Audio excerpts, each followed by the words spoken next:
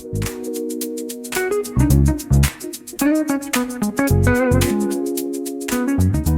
guys, and welcome back to the channel.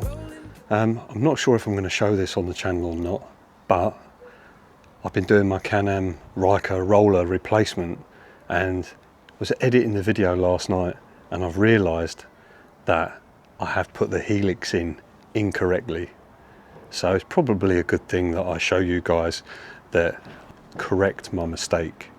I've also got some Scotch-Brite and some brake cleaner to clean up my sheaths, because I know my sheaths need cleaning. I was planning on doing that when I do the belt replacement again, which I'm planning on doing in the winter. Planning on replacing the belt and giving it a full major service.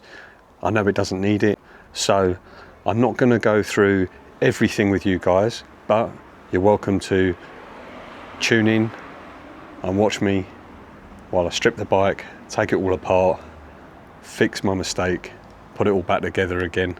Probably going to put it on a time lapse for you guys, put some nice music in, so sit back, watch and enjoy.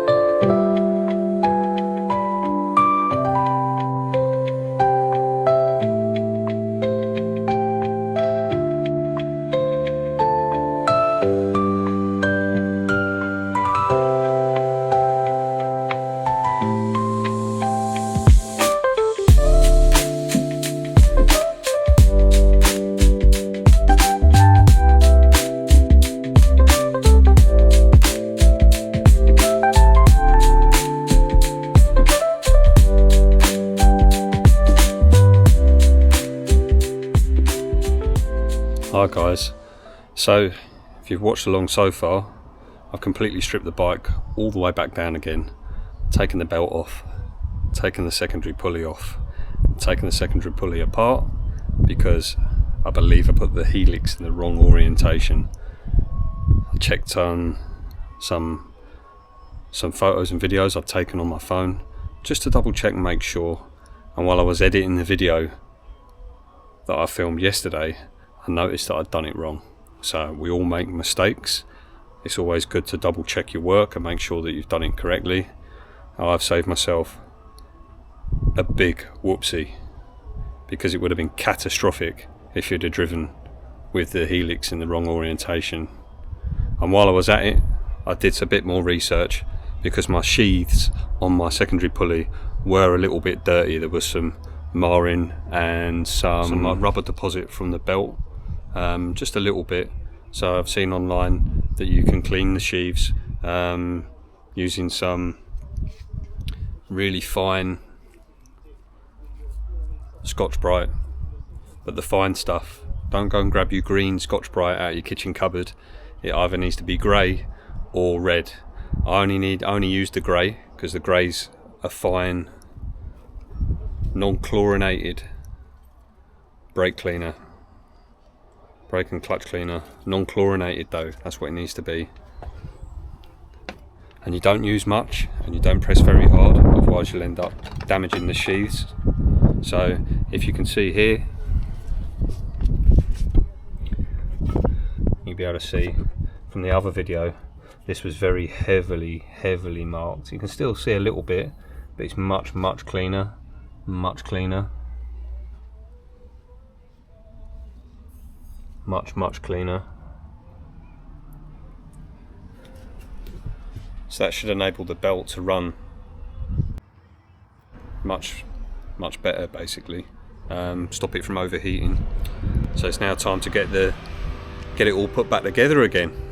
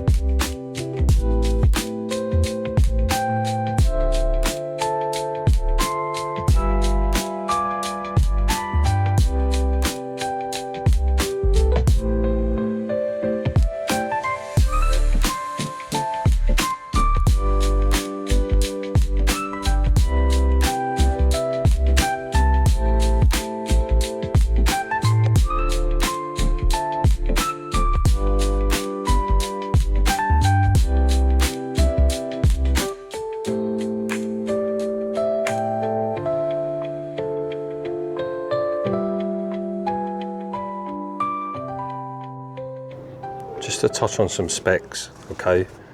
The drive thread screw, that's the main screw, which holds the secondary pulley onto the bike. That needs to be 70 Newton meters, okay? The torque spec for the 4 pulley screws that go in the pulley, I can't remember what they're called.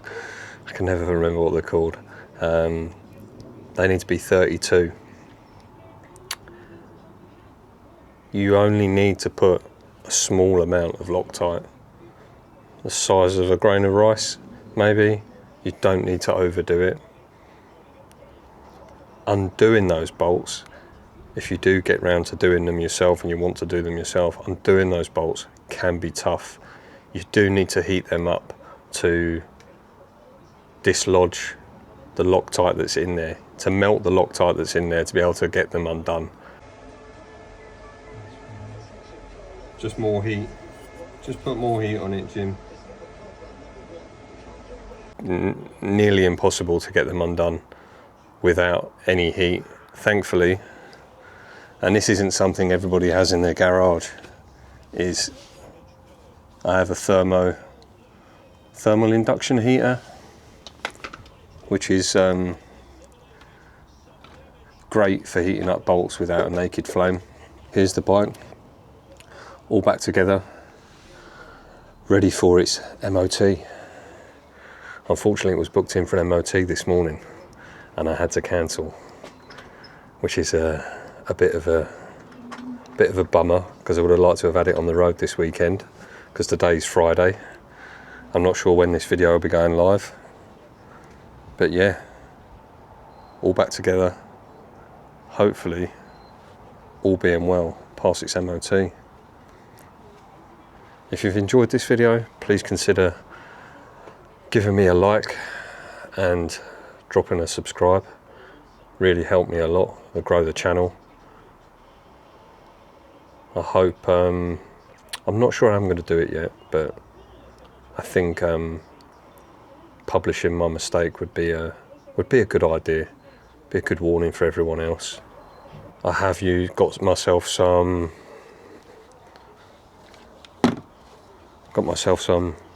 grey Scotch Brite for cleaning the sheaves up a bit. There was a little bit of rubber deposits, which you'll probably see earlier on in the video. I didn't take a video today of me doing all the work. I didn't want to do a second video of me doing the same thing.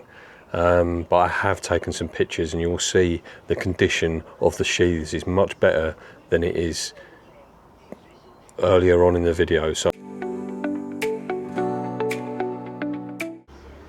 So guys, hope you've enjoyed that little montage of me fixing my mistakes from yesterday. It was only me editing my video, watching what I was doing on the video, made me realise that I'd done it wrong.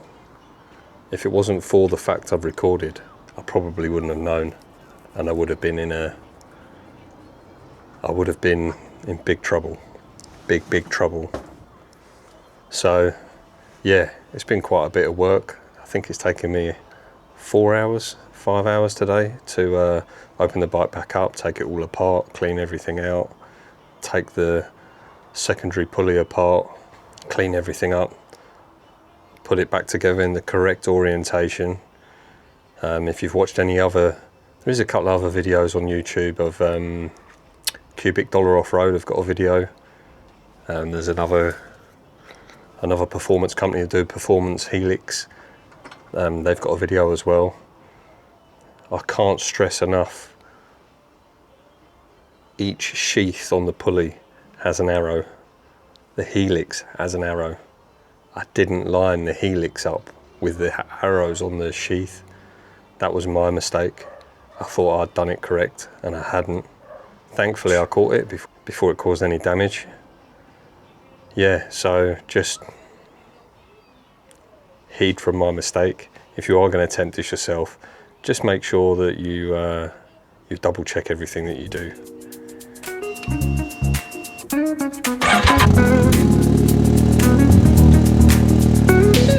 Rolling down the boulevard, sun hitting my shades. Riding low and slow, this vibe never